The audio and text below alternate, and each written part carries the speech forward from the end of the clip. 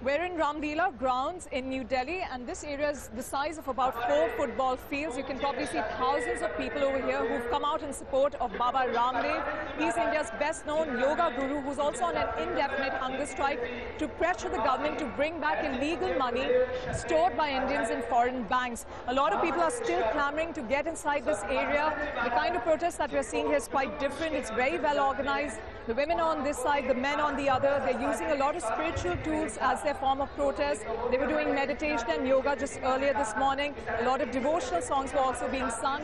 People here say that they are fed up with news of corruption that they're confronted with almost every other day, and that they're ready to support their guru until the very end.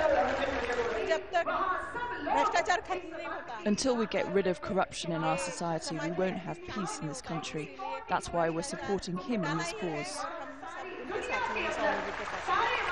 There's also been intense media scrutiny revolving around this campaign. You can probably see packs of journalists behind me who've been camping out here since the early parts of this morning. A lot of questions have been raised about Baba Ramdev's political motivations. He's never hidden the fact that he wants to join active politics, so some say that this campaign is his platform.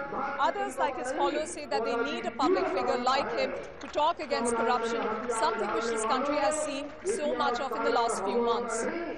But despite the show of support for Guru Ramdev's anti-corruption drive, many people are suspicious of his finances. Lawyer Nandita Rao had this to say from New Delhi.